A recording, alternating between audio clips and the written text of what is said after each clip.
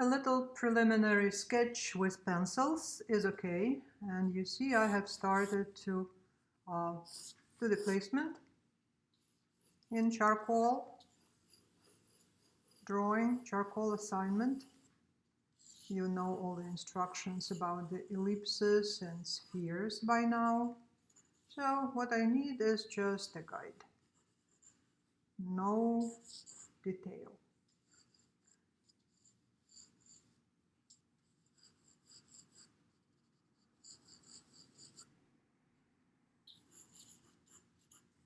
And the mirror, the part of the skull, it's not a real one.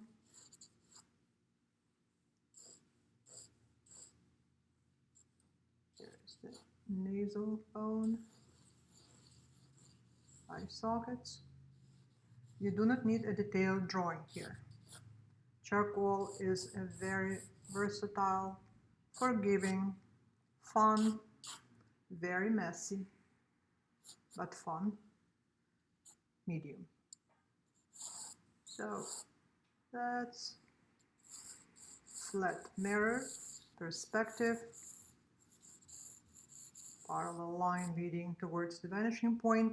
This line here, this piece of tape on the background, sort of symbolizes my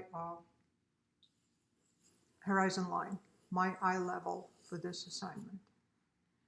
Now let's agree that the background is going to be pitch black, which it is. You can do some kind of variation of the tonal value, but above everything else, I want you to be comfortable with the medium. The only thing you have to remember is that you must save your white areas for the future reference. You cannot retrieve white paper color, cannot clean it up if it is not saved. So you need to avoid everything that should be sparkling white. And I'm working with compressed charcoal, just with a chunk. When it comes from the box, you can break it in comfortable to handle pieces.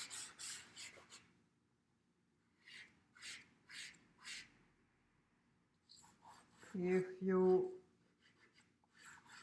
are not sure, just put a little bit of charcoal on all dark areas and leave all the light areas alone.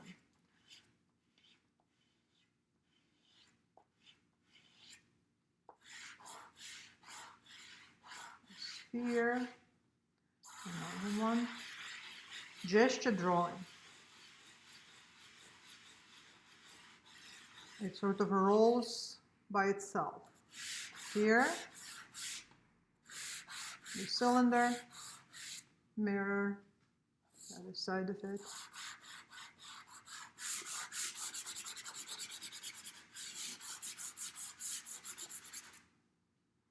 And the plate, I'll just leave it like that for now. This thing is white. The background, the table, is sort of gray with all kinds of interesting effects in it. Here is that. Here will be the table.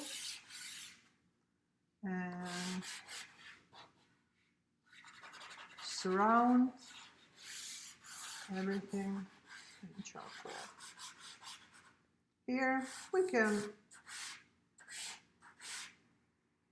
do a little bit of a definition for this dish, vessel, and this thing here.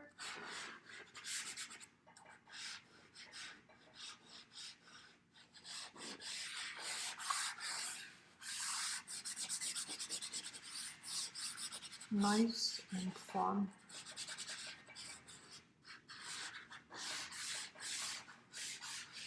And you see, we have basic idea of what's going on there. Extremely rough, but Here will be the edge of the table, and I'll do the bottom also dark. This will be just gray. At this point, I would like all of you to grab a kneaded eraser and see what it can do.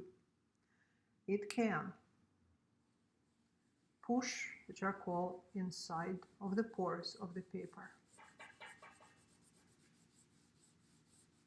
By now you know, of course, that I'm just doing the demos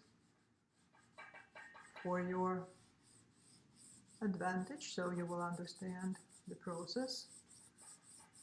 Maybe if I'll break the inhibitions about certain media, you will benefit from that too.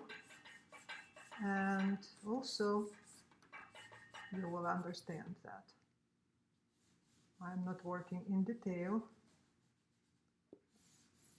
but want to give you a basic idea how to get started. So this already looks way more organized, deep, interesting than this. How about experimenting with adding a little bit more of the charcoal and maybe creating a dramatic shadow somewhere there. By the way, the tape that holds my paper to the board is a wonderful thing. Practically, the paper won't move, but also when you take it off, you will have a nice crisp border. It's excellent for presentation. So here's the gradation. That's where I started with, and I already achieved this pitch black color. And I want to continue with that, to create this deep, dark void back there. And if you want a little bit of variety, you can create this sfumato effect of the background, like surrounded in fumes. So there is already a gradation from dark to lighter, and if you would like to organize corners, you can just make a little bit darker here, and then it would disperse. Again, kneaded eraser, you knead it, create all kinds of shapes, whatever you like, and then use it as a blender. You can use a little bit occasionally your finger or something, but normally this is absolutely enough. Now I would like to make the spheres. Here is the end of this white thing back there. And I want to make the background a little bit darker. So the spheres will look like black on black, and we will see only the highlights on them, which will show that it is not just dark glob, later, but it is a sphere. And you can do the same with your kneaded eraser. Push it in. If you are using circular movement of your hand, you will convey even better the idea of the actual shape of the object you're drawing. You can blend. You can make sure that there are no gaps between the object and the background. Usually gives a very bad impression of some kind of a radiation emanating from the object. And then I happen to have a clean, relatively clean kneaded eraser. And I'm going to aim at the highlight in the very middle. Rework it, blend it, and begin to appreciate the versatility and ease with which you can work in charcoal. A little more detail. Now this white dish in which the other sphere is sitting is not that bright white, and I'll just tone it down a little bit, but then to some extent you can always retrieve the paper. You will have this nice highlight there. In the back too. There you go. All now is a matter of detail and how you are going to work on it. Then here is a little bit of a reflected light from the white cylinder. Then on the top there is a little bit, and I want to make the background darker.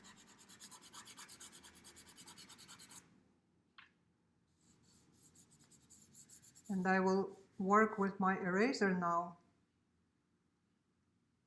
using the familiar to you wipe out method. Because there is a little bit of light on the top of the sphere, and you sort of retrieve the paper, not completely, but a little bit, and it'll begin to shape up. Another little reflection here, and then in the middle of this highlight, the value could be brought out a little bit more, this bright thing. We can always extinguish it a little. How to do it? Just like that. Darker, lighter. Don't be afraid, it's all manageable. On this side too, maybe reflected light should not be that bright. I will look at it later, and if needed, I'll just tone it down a little bit. You can also use a regular eraser to clean up things like that. When something needs to be really nice and crisp, the outline, you work on it and you can soften it later. So for now, I am happy with the little sphere sitting there. And I can do a little bit of work on the one that is in front, also trying to make it a little more detailed. Everything that is in front should be worked on more, and everything that is back there could be a little bit less detailed for aerial perspective. You cannot make everything identical. And then you just look at the thing and follow all the little highlights, reflections, and a little bit here because it is sitting on the light colored plastic thing. A little bit there. In order to make something lighter, you can use a little bit darker surroundings and it'll do the trick. Here too, perhaps I'll do the same and do a little bit of light here. For now, it's fine, it's good. The dish. Out of this mess, you can create nice ellipse in perspective. Here is this thickness. The other side. Then inside there is shadow. It's all together, not that bright white. So let's tone it down. Put a little bit value. You can do this for now.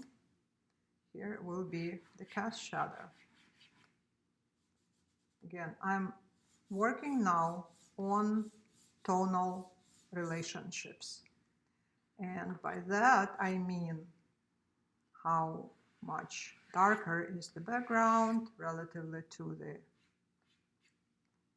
object itself. I have my eraser.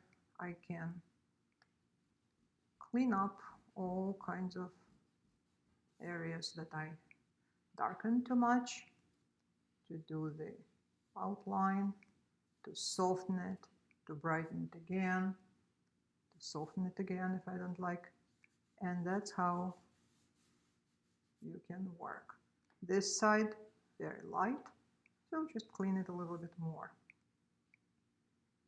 Also, there are reflections in this table. That's what makes it all interesting. Reflections are mirrored images of what's above.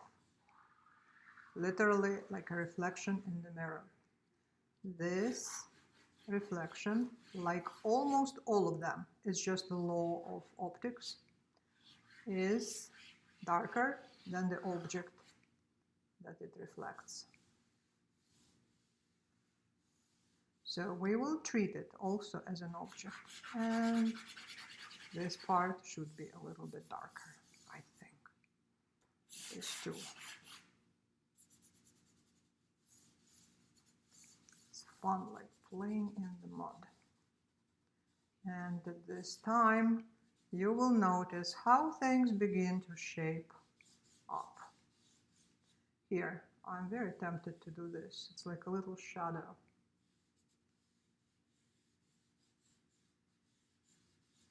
I'll return to it later. So now I can make the reflection from the round dish using the wipe out method. Here will be the highlight, just like in the image above. And you can go around, wipe it off, and then something interesting is happening here. We have this, and then there is a shadow part. And here will be the shadow of the black sphere. But then the background behind appears lighter.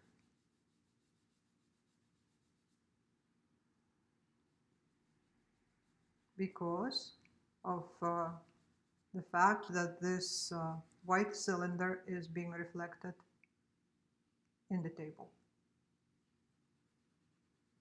Isn't that fascinating?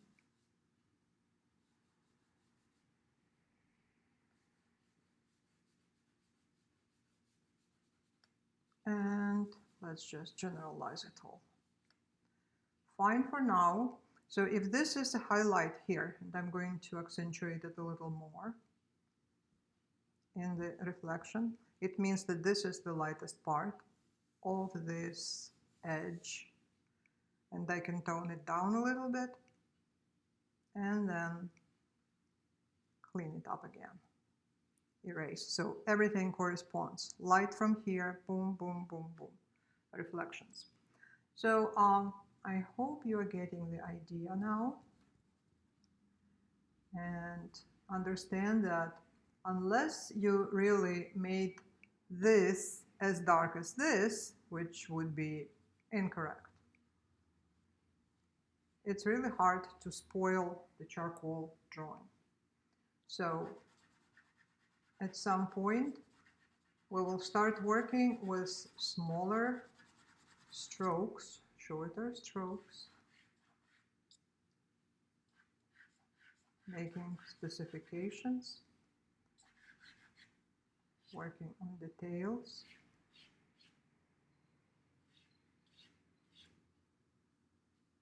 Here is our support. And there is a reflection. It's like a continuation, but in the Wonderland. In this case, it looks lighter than this because this is black. So we can make it much darker. And then after you will do the erasing of the highlight. In both, you can continue.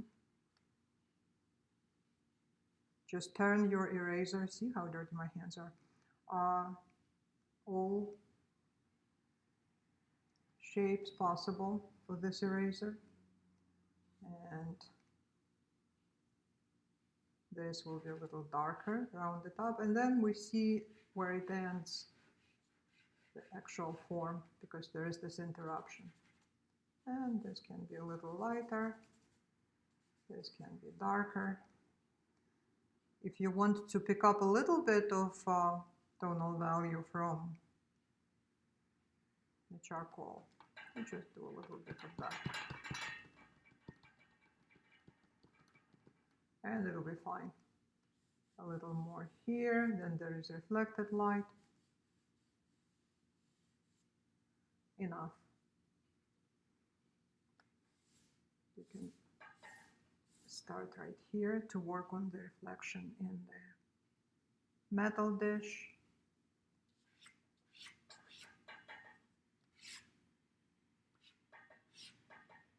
Handle. This will be an interesting task to do the metal shiny surface. This little mechanism here.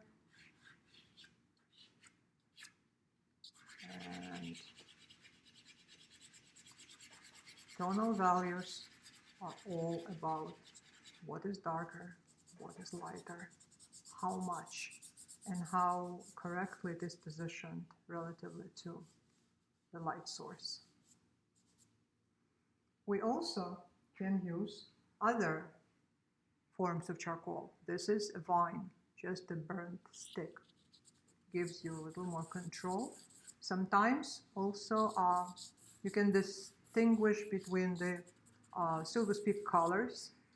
Here, shadow, you can shade it just like with a pencil. Form principle, there is generally part of the shadow, coarse shadow.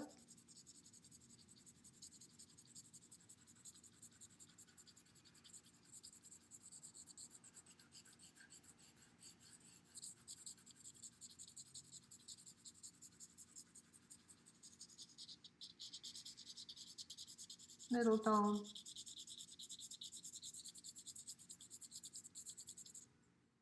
On the other side also, a little bit of the light area. Here will be the highlight.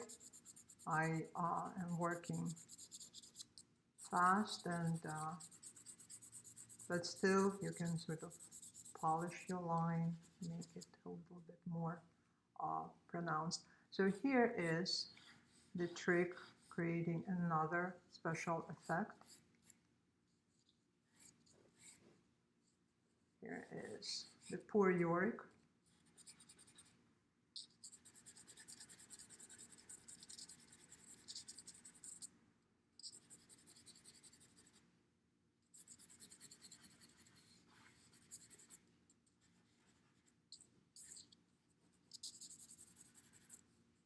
And it's a rounded object,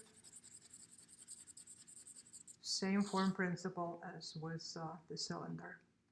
So at this point, if you want, you can switch to the charcoal pencil, which will give you a very familiar feel of a regular pencil. It can be sharpened, and also it gives you a chance to cross hatch, to work, to be in greater control.